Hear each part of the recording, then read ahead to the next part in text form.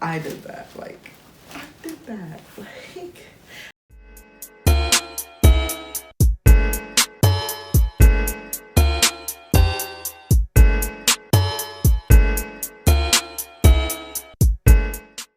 hey, what is up, you guys? It is Maddy Love back with another video. So this video is like gonna be very informational because, you know, I've been wanting to study fashion like for forever, like literally since high school, and I've been out of high school for like 5 years now. Oh my god, I'm old. Anyways, so I've been wanting to study fashion since high school, and like now that I'm actually here, I go to Buffalo State and I minor in fashion design. So you could call me like, I'm like half fashion student, but still, you know, I feel blessed to be studying something that I actually love. So there are a few things though that I wish I knew before I came here. So we're gonna get into this video. But first, I'm gonna need you guys to go ahead and hit the like button. Yes, before you even watch the video, because your girl needs to know what y'all like. So hit the like button, comment, subscribe, and hit the notification bell because I post videos weekly.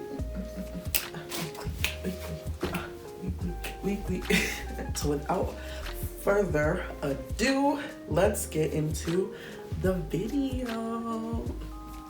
So these are the things that I wish I knew before I started studying fashion / things they don't tell you before you're about to start studying fashion. So here we go. Number one, prepare to spend money, okay? Like money, like Joann's is about to be your best friend, okay? Joann's, yes, or whatever like local sewing place they have near you. Yeah, like that's about to be your best friend, because literally like you're spending money on sewing supplies. Like I'm gonna get my sewing supplies and show you guys. So this is my pouch of sewing supplies. So I'm just gonna I'm gonna say the essential ones that you'll need, because there's a few. So you're definitely gonna need some measuring tape, okay? You're gonna need a good pair of cutting like shears, like fabric scissors. So these are Fiskars, I believe, that I just got in the bookstore. But like if you want a good quality pair, like prepare to spend some money, like between $20 to $30, maybe even more, depending on like how good of a quality you want out of your scissors. So you're gonna need those. You're gonna need some snips as well. So these are like small scissors for like cutting like thread and, you know, whatever else that you need to do. These can cut through fabric as well, but you know, whatever. Also, you're gonna need this, oh my god, it's like a thread cutter. So basically you can just pop open some thread, and you know, this really comes in handy, like really comes in handy. So, you know, that's good. Next, you're gonna need pins and lots of pins, okay? I got this from Walmart. Literally, the Walmart section, literally the sewing section, like back where the arts and crafts are, that will save your life, because you can get some good quality sewing materials on the low, like on the low. So I got these pins, and it's a little like flower thingy. So I got these pins from Walmart. Okay, you're also gonna want a tracing wheel, because for patterns, like you're gonna need to like basically mark on your fabric where you're gonna be like, you know, putting certain notches, or like where buttons go, or whatever, zippers, all that stuff. So a nice tracing wheel with like with the cutters, not like a Not like one of the pizza cutters that are like flat, but one of these. So this is important. And that's pretty much it. I would also get a pair of like paper scissors because it is not a good idea to use your fabric scissors to cut paper with, because it'll dull your scissors, and all that money will be just like gone. Okay, but you'll prepare to spend a whole lot of money because you know sewing supplies are not cheap, and then on top of that you're gonna want to buy fabric for whatever pieces that you're putting together. So fabric is expensive, so that's why I said Joann's is going to be your best friend. This video is not sponsored by Joann's, but Joann's, if you want to sponsor me, because I'll be up in your store like at least once a month, okay? At least once a month. So yes, prepare to spend money. So another tool that I forgot to mention, I would also get a iron with an ironing board, just because literally it's like when you're creating a garment, you're literally almost after every step you have to press it. So I would just get an iron and an ironing board, and yeah, that's it. Number 2, deadlines can get a little crazy. So basically, the way that it's set up here at Buffalo State, like I don't know how it is at any other fashion school like that is centered mostly around fashion. This school isn't centered around fashion, but it's a small part of the school. Deadlines can get a little crazy because they want it to be more realistic. When you're a fashion designer out in the real world, you have crazy deadlines, like literally, like, and you'll be up for hours like on end trying to meet these deadlines. So like it's not too crazy, but it can get a little crazy, especially when you're taking like multiple fashion courses. So there's that. Number 3, you are going to be spending a lot of time on your fashion courses. For me, I'm a PR and advertising major and a fashion design minor, but my fashion minor takes up way more time than my major actually does, because it's more than just going into the classroom and talking about things. It's a very hands-on major and minor. Like it's very hands-on, so it's very important that you actually go to class. It's very important that that you're very consistent with with your studies, I should say. So you're gonna be spending a lot of time on your fashion work. There were times last semester I was in a apparel construction class. There were times last semester where I was in there like in the sewing lab for like, because my class was in the sewing lab, so that class started at like 1. I wouldn't leave the sewing lab until like 7, 8, 9 o'clock, like trying to work on things, because it takes a lot of time. It takes a lot of time and effort if you want things to come out good quality. So there's that. Number 4, I highly recommend that you go out and invest in a very good sewing machine. If I did not have a sewing machine last semester, I would have failed the course. Because literally, like, there's only so much time that you get inside of the lab to do things. So it's good to have a sewing machine in order to kind of get things done on your own time, like, because if you're running late on an assignment, like, you're gonna be like, dang, like, I can't do it until tomorrow so that I can get into the sewing lab. No, you can literally just get into your sewing machine and do it from the comfort of your own home. You wouldn't even have to go to the sewing lab. There are so many times where I was just like, you know what, I'm not gonna go to the sewing lab. I'm just gonna do what I have to do here because I have a sewing machine. So I will show you guys that in a second. Okay, so this is my sewing machine. I have the Singer Advanced sewing machine.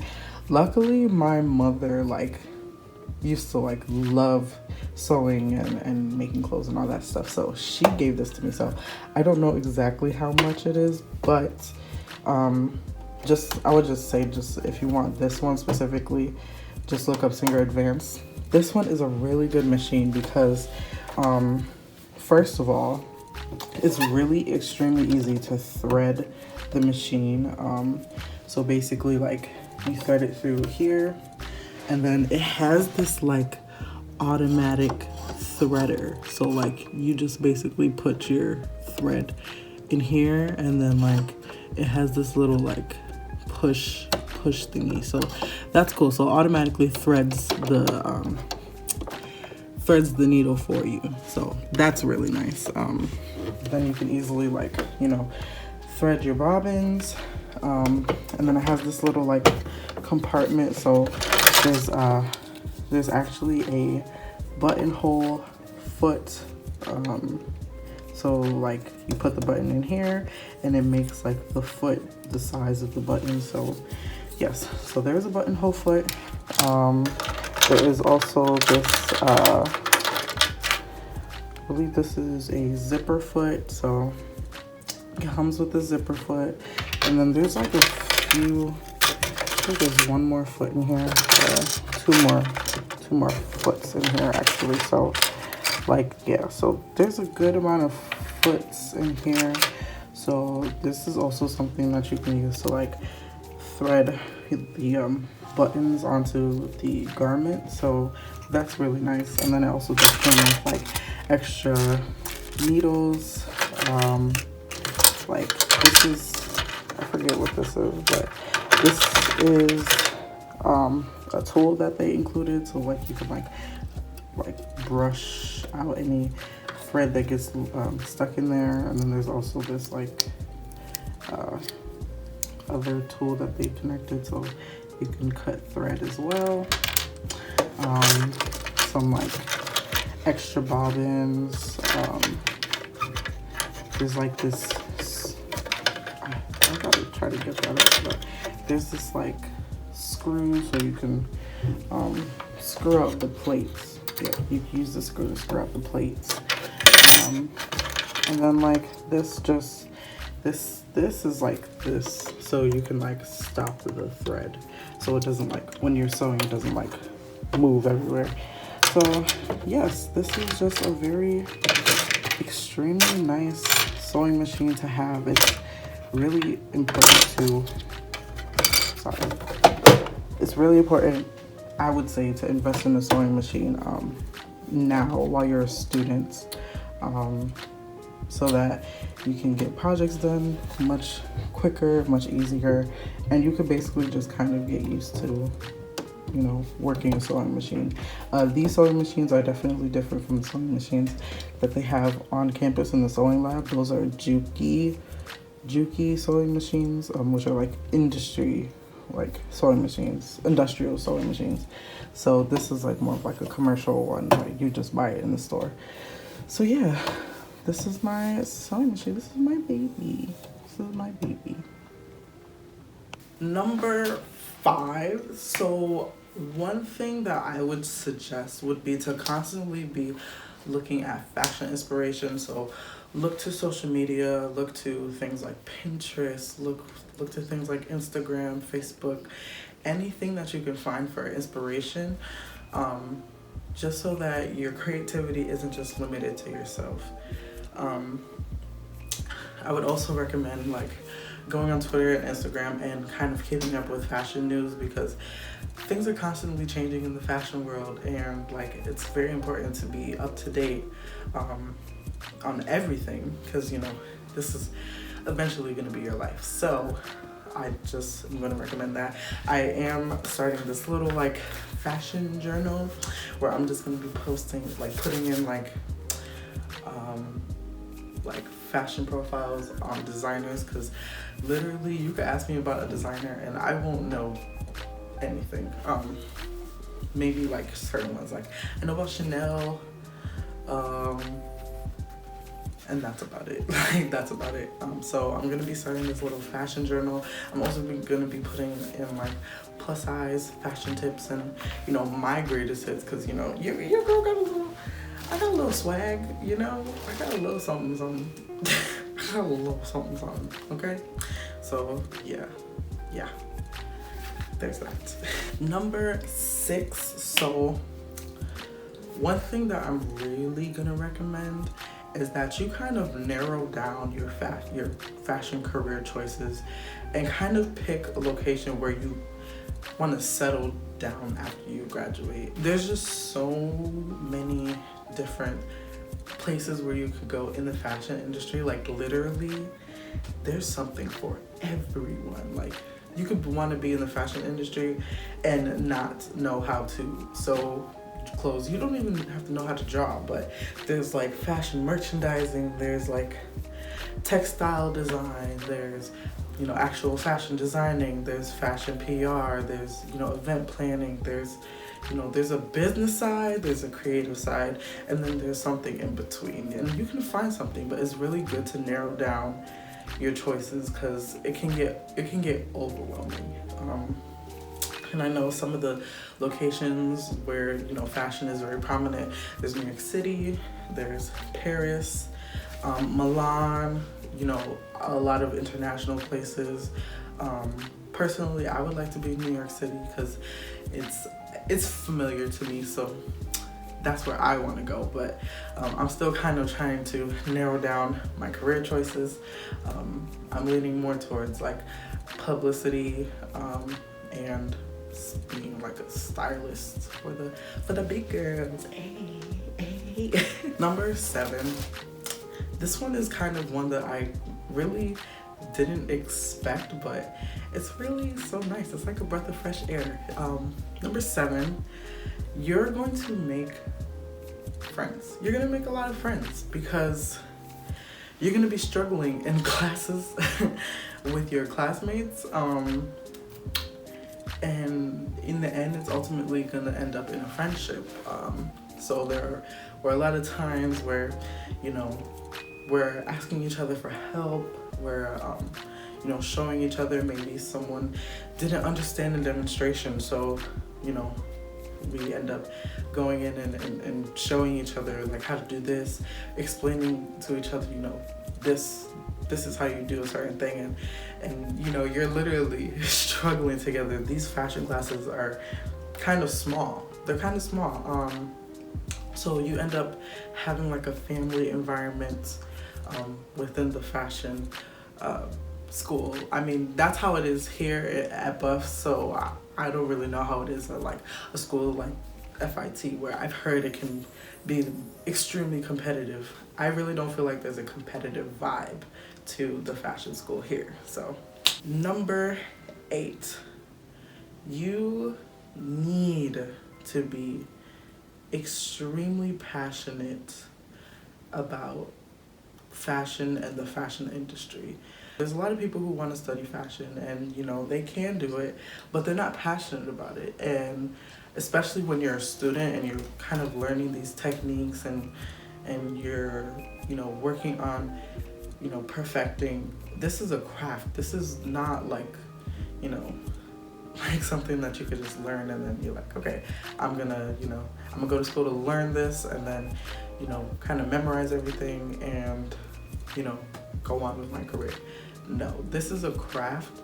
This is something that you need to work on perfecting every single day, and you need to be passionate about it. I'm passionate about it because, you know, the fashion industry was originally not made for bigger bodies, and I want to change that, and that's what I'm passionate about, because I wish someone back then when I was a little girl who wanted to, you know, wear all these nice clothes that the smaller girls are wearing, you know, while being called fat and all this stuff. Well, I wish there was someone when I was younger who was passionate about that, who could show me the way, and that's what I want to be. I want to be the big person who shows, you know, younger younger big girls that it's okay to be big and want to be a part of fashion. So that's why I'm passionate about it, which is why I strive every single day to perfect my craft, and really focus on bigger bodies. So you're gonna have fun. Like, it's a very hands-on thing to study, and it makes you kind of realize, like, before I studied fashion, I didn't realize that fashion was literally everywhere. Fashion is life. Like, there's a reason why you go, you wake up and you put the clothes on that you do. Like, there's a reason for everything. So I'm just having fun with it. I actually do like making clothes. I actually do, like I'm starting to draw figures in fashion illustration, and I actually love to do this stuff, and I'm really blessed to be learning how to do this stuff, and it's just amazing. It's amazing. I'm like on cloud 9, so yeah. So that was my video, just a few things that you should probably take into account before you decide that you want to study fashion. It's a great thing to study, and there definitely needs to be more representation. So if you feel like you're out of the box, get into the box and push and strive to be the change that you want to see. With that being said, thank you guys for watching. Go ahead and leave a like, comment, and subscribe, and hit the notification bell because I post weekly. Okay. With that being said, I love you guys. See you next time. Look at the pockets. Like, pockets are on point. Like, was poison, ayy. But luckily I was a fire type. Had to torch that chick before she blazed my kids. She got a couple demons, I can't let them in.